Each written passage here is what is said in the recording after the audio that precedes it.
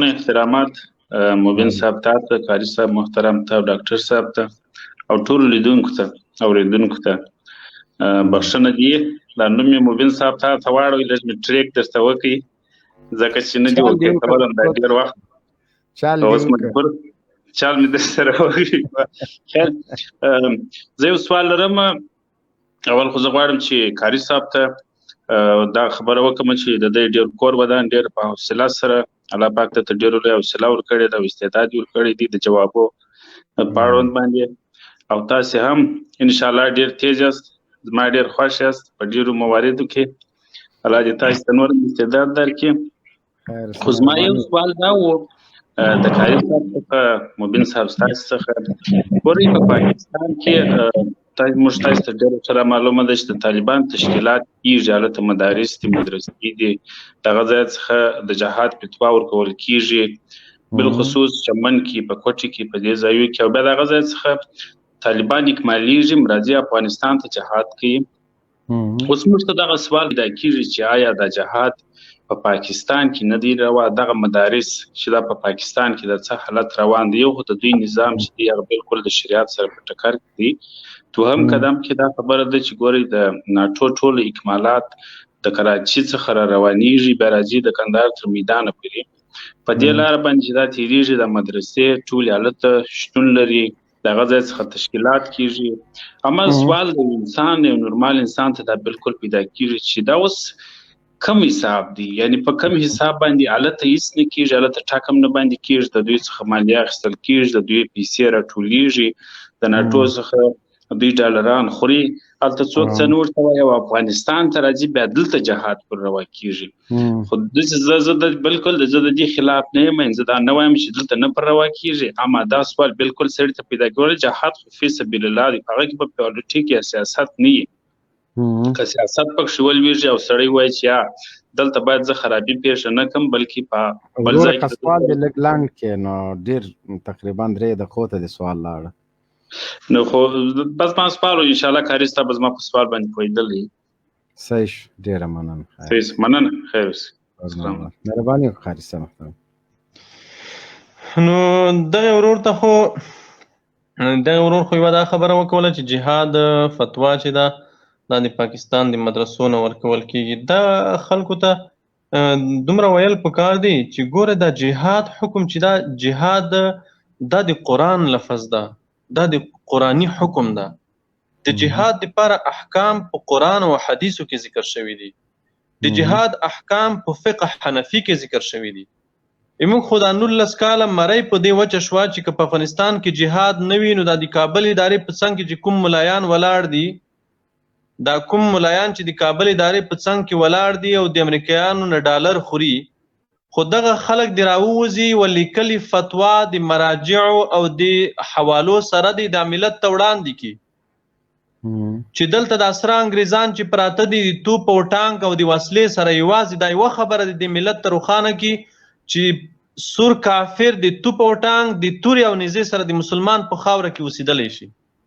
بس خو ستونزه به حل شي نه به په منځ کې د پاکستان مدرسه پاتې شي نه به د هندوستان مدرسه پاتې شي نه به د ایران مدرسه پاتې شي یوه ځای خبره به هم پاتې نه شي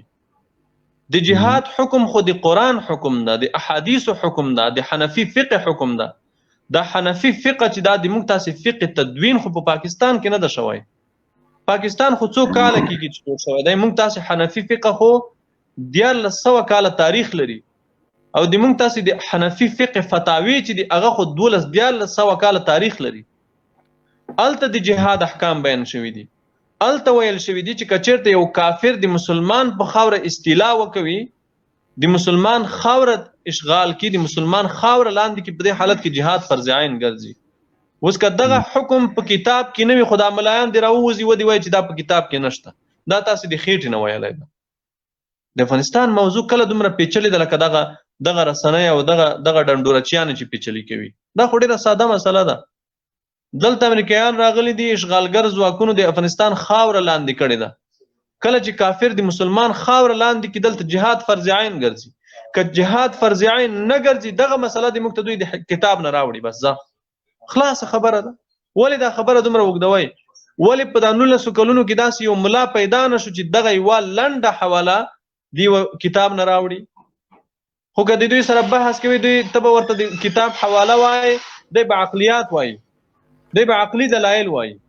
خیالیات به وایي. ته به د قرآن آیات ورته وایي، دی به عقل جنګوي. ته به حدیث ورته وایي، دی به عقلي خبره کوي، عقل به جنګوي. ته به د فقه عبارت ورته وایي، دی به عقلي خبرې کوي، عقل به جنګوي. جهاد په افغانستان کې فرض ده. او بله دا خبره چې دا ورور وایي چې په پاکستان کې د ناټو اکمالات د پاکستان نه کېدل یا نور د چې څه وویل، وروره زه افغان یم، زما کور په افغانستان کې ده، زه هلته لوی شوی یم، هلته ستر شوی یم، د هغې هېواد تباه یم، هغه د ما خپل کور ده. نو تا د خپل کور غم درغلی ده که د بل کور؟ ته د خپل کور غم خورې که د بل کور غم به خورې؟ ستا په کور کې اور پورې ده، ته به اول خپل د خپل کور اور مړ کوي که د بل کور ته به منډې وهې؟ خو اول اولویت خو دا ده، دا خو د عقل تقاضا هم ده چې اول باید د خپل کور غم سړی وخوري، د خپلې خاورې غم سړی وخوري. ستا په خاوره کې، ستا په کور کې، ستا په کلي کې، ستا په افغانستان کې یوه میرمن، یوه جینۍ د بازار د منځ نه تختول کېږي، 15 ورځې په هغې جنسي تیری کېږي، بیا د جنسي تیري نه وروسته وژل کېږي.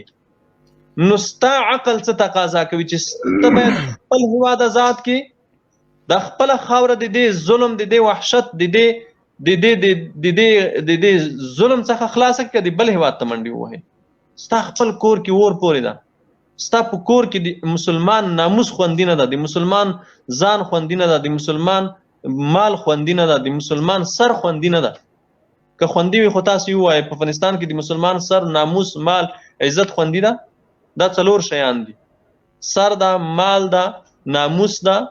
خاوره. دا 4 شیان په افغانستان کې د یو مسلمان خوندي دي. که خوندي دي د امریکایي غلام خوندي دي، د هغه چا خوندي دي د کابل ادارې مزدور ده، د امریکایانو مزدور د کابل ادارې غړی ده. د دې نه بغیر د کوم مسلمان دغه 4 شیان په دې خاوره کې محفوظ دي؟ نه دي محفوظ دي چا هم. نو ما ته خپل کور مهم ده. ډاکټر صاحب ته به هم لږ وخت ورکړو. ډاکټر صاحب مایک د خلاص که مهرباني وکړه.